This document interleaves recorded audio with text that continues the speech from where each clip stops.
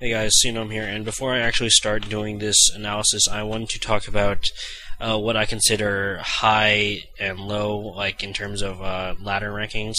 So I consider, like, if someone says they're high platinum, I think that, oh, they're in the top 20, so they're between 1 and 20, or, not even 1 and 20, but, in that top half. So between 1 and, I guess, 49, that would be top, as in they're close to being promoted to Diamond. Or I guess, and then for Diamond it would be, so they're just the best of their rank. And then low, I mean, that bottom half. So, everything below 50, or I guess 50 and below. So they just got promoted into that rank, or they are not they're not too close to being promoted to the next one. So I just wanted to say that because a lot of people get confused at that, and my way is a little counterintuitive, I guess, because, low, you think lower numbers, but I consider low to be the actual bigger numbers. But anyway, I just wanted to say that before I get started on this. So, yeah, I guess I'll start now. So this time it's going to be Menno as the tealish Protoss, and he is a silver level player, and he's playing his friend, who is Fairy, who I probably won't really mention in, by name, for the rest of this match. But Menno is a high silver player, and I'm not sure which high he means, like high as in the number, or high as in close to being promoted. So, yeah, I didn't ask him, and so I've had this in my replay folder for about a week, so I don't really want to delay this anymore.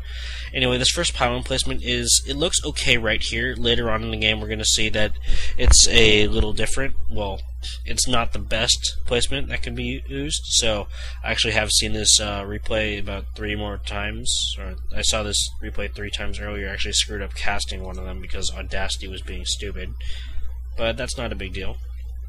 It goes down at the normal time, and one thing to note is Menno did not scout, did not send out that probe after putting down this pylon. This is it's not too unusual. So some players like sending out the scout right after the first pylon. I know I like to do that whenever I play Protoss, but this is the second opportunity for Menno to scout. So right after this gateway goes down, the first gateway goes down, you want to be scouting out with that probe if you didn't send it out after that pylon. This gateway positioning looks okay. It looks pretty good. It's not the best, so I don't think that one zealot on hold position could defend this from speedlings. It would do an okay job against normallings, but once you get a critical mass of them, of course, they will be able to stream through. And the second gateway going down, and something to note is, look at all this weird empty space over here in the gap between the pylon and the second gateway. So this is something that a lot of people don't really notice when they're actually playing, and it's a fairly minor thing that most people won't really care about. So this positioning is pretty strange. It's okay if you just leave it like this. Maybe you want to put down another pylon back here or something, but yeah, instead Menno's going to put down this core in a pretty awkward position as well, so that makes it pretty hard to actually get behind this pylon. So this means that it's going to be difficult for him to shoot down his ramp. He's going to have control over his ramp because he's going to have, zealots in the block. He might, later on he's going to get sentries. Sure, certainly great control over this ramp, but the sentries aren't actually going to be in range to really shoot at the bottom of that ramp. This gas is going down in pretty normal timing, and the first 2 lings are on the way. I think this was a 14 pull. I'm not sure. Maybe not. Maybe a 10 pull. Maybe a 12 pull. Chrono boosting these gateways is not a good idea. This is a enormous overreaction from Menno here, and considering they're all zealots, that's the main thing that I wanted to really complain about. So 3 zealots, super ineffective. So this is going to be great for defending against lings, but it'd be better if it was a zealot and like 2 stalkers, or a zealot and 1 stalker even, or a zealot and a sentry, because that means that he's going to be able to have better control over this ramp. Again, this really strange positioning, this awkward positioning of the cyber core makes it a little bit difficult for the ranged units to actually be in range of the bottom of the ramp or the middle of the ramp. See, the sentry is not going to be able to shoot all the way down here, even because these zealots are going to have to move closer, and that just gives away your wall. So that's just one thing that I want to note about this building positioning. And this pylon was actually pretty exposed in the early game, but there was no rush coming, so that worked out for Menno.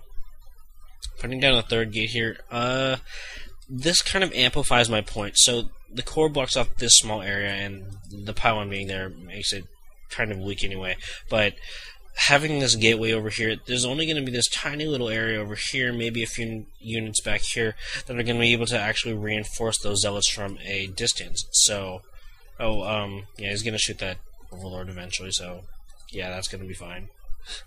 But in general, you do want to get that scout out of your base as soon as possible. So, yeah, just this building positioning, maybe if you're super worried about baneling busts, but then even still, it'd be better to have your guys up here so that they can tag some of the banelings before they actually get up to your choke.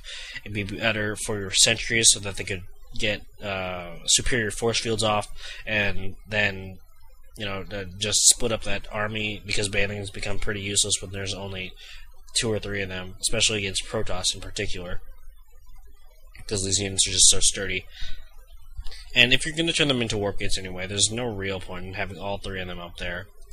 Now a row facility going down for Menno, and he will eventually get immortals. So right now this is pretty much all he knows. He knows that his opponent, double force field here, kind of a waste of energy.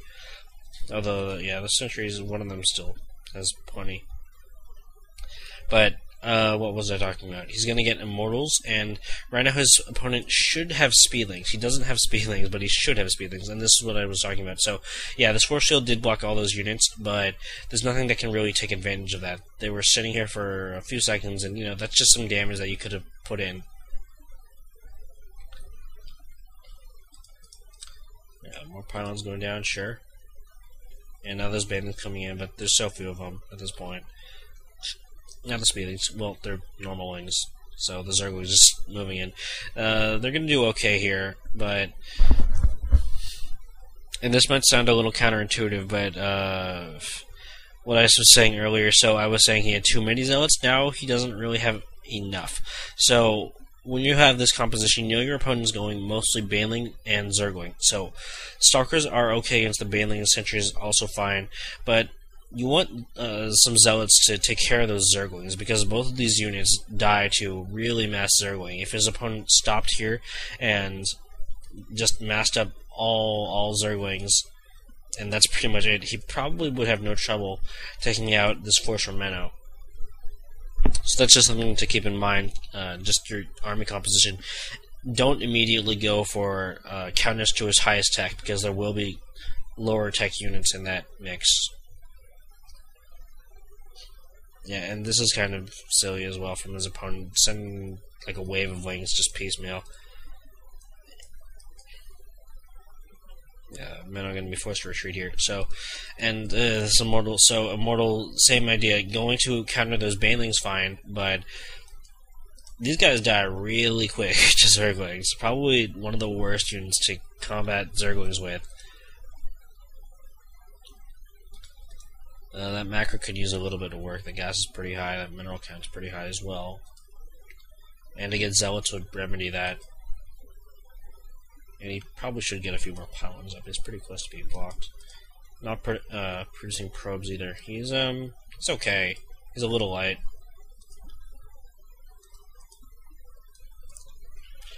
So at this point, he's fended off the bust pretty well.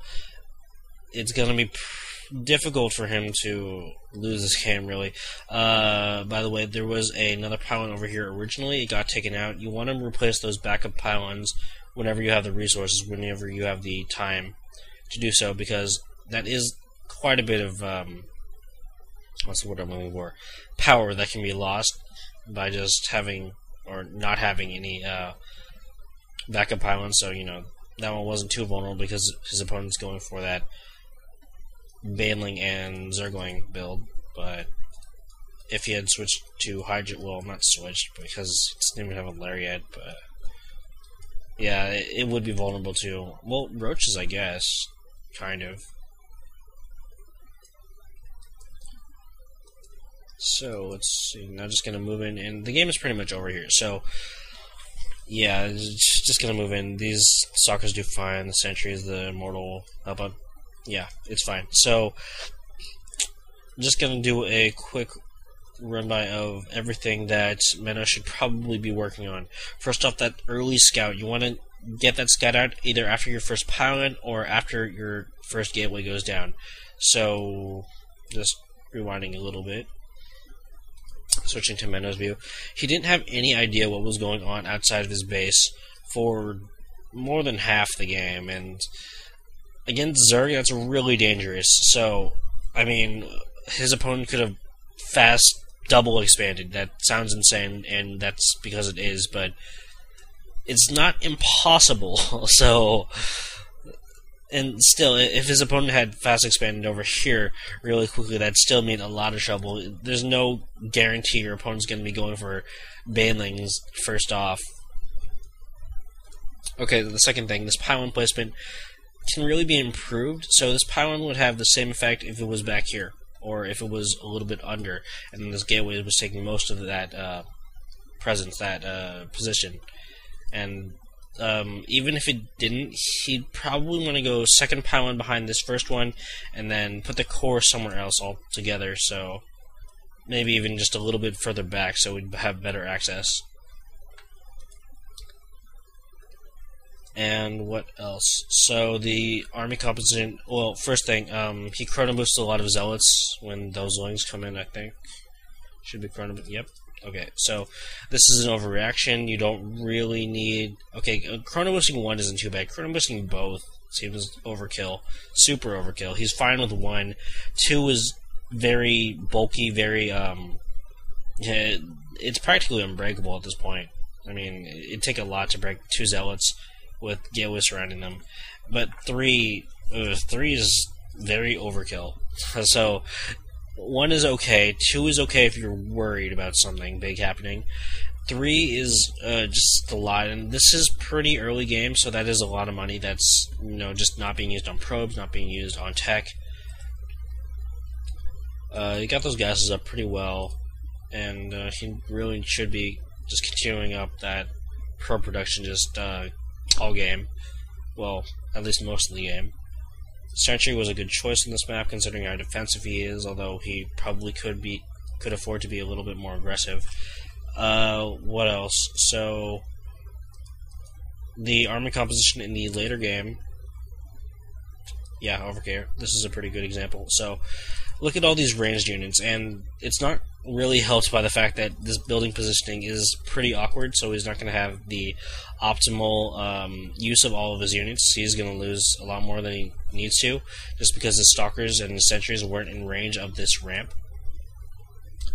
The force field control was pretty good over here. There was some stuff over here where... yeah, this is actually perfect. So, the force fields in this wide open range is not the greatest idea. If these guys were speedlings, and if he hadn't gone for so many banelings, then speedlings would absolutely rip apart this army, even with force fields. You need probably triple the amount of sentries to have a good force field coverage, enough to actually stop that many wings.